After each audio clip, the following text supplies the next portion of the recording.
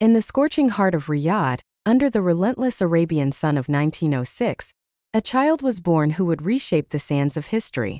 Faisal bin Abdulaziz al Saud entered the world as the third son of Abdulaziz ibn Saud, the fierce warrior king forging a unified Saudi Arabia from tribal fragments. His mother, Tarfa bint Abdullah al-Ashik, hailed from a lineage of scholars tied to the Wahhabi reform movement. But fate dealt a cruel blow. Tarfa passed away when Faisal was merely 6 months old. Raised by his maternal grandparents, young Faisal immersed himself in the Quran, Islamic jurisprudence, and the art of governance. By age 9, he had memorized the holy book, his sharp mind earning whispers of destiny among the elders. The boy grew amid the echoes of conquest. Abdulaziz, with his piercing gaze and unyielding will, taught Faisal the ways of the desert, horseback riding across endless dunes, strategy in tented councils, and the unbreaking bond of loyalty. "You are my sword," Abdulaziz once told him, clapping a hand on his son's shoulder after a grueling ride. At 13, Faisal embarked on his first great adventure, a diplomatic mission to London and Paris in 1919. Dressed in flowing robes amid Europe's stone palaces, he met kings and prime ministers, his youthful poise belying his age. "This boy speaks like a man of 40, remarked a British diplomat, as Faisal negotiated with the poise of a seasoned envoy. These journeys opened his eyes to the world beyond the peninsula, planting seeds of vision that would bloom in later years as Faisal matured. War called. In 1922, he led forces to secure Assur, his tactical brilliance shining in battles where rifles cracked like thunder. By 1925, he helped conquer the Hijaz, including the holy cities of Mecca and Medina. Appointed Viceroy of Hijaz in 1926, Faisal governed with a firm yet just hand, balancing tribal customs with emerging modernity. He became Foreign Minister in 1930, representing Saudi Arabia on global stages, from the League of Nations to tense negotiations over borders. In 1934, he commanded in the Saudi-Yemeni War, outmaneuvering foes with cunning ambushes that echoed his father's legendary campaigns. Abdulaziz's death in 1953 thrust the kingdom into turmoil. Faisal's half-brother Saud ascended the throne, naming Faisal crown prince and prime minister. But Saud's lavish spending, palaces glittering with gold, fleets of cars, drained the treasury, while his flirtations with Egypt's revolutionary Nasser alienated conservatives. Faisal, ever the pragmatist, clashed with Saud. "Brother, our wealth is for the people, not for fleeting pleasures," Faisal urged in heated palace debates. Resigning in 1960 amid the strife, Faisal retreated, but the ulama, religious scholars, rallied to him. In 1962, a coup plot by disgruntled princes forced Saud to reinstate Faisal as prime minister. By 1964, with Saud's health failing and a fatwa from Grand Mufti Muhammad ibn Ibrahim declaring him unfit, Faisal assumed regency. On November 2, 1964, Saud abdicated and Faisal became king at 58.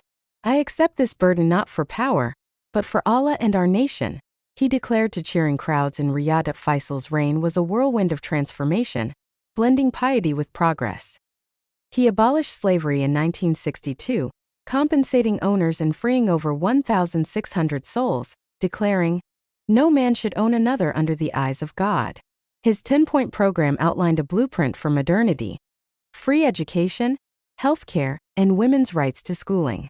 Universities sprouted like oases: King Abdulaziz University in 1967, Imam Muhammad bin Saud Islamic University in 1974. Dams harnessed floods, roads linked distant villages, and airports connected Saudi Arabia to the world. In Riyadh, the hum of construction echoed his vision. He founded the Muslim World League to unite Islamic nations and introduced television, carefully curated to align with faith. Yet Faisal's heart burned for pan-Islamism. He opposed communism, viewing it as a godless threat, and championed Palestine. From his early speeches at the 1939 London Conference against Zionism to his 1947 UN address decrying partition, he stood unyielding. In the 1962 North Yemen civil war, he backed royalists against Nasser's Republicans, forging the 1965 Jeddah Agreement for peace, though it crumbled amid betrayals. The 1967 Six-Day War saw Saudi troops in Jordan, a bitter defeat that fueled his resolve. The pinnacle came in 1973.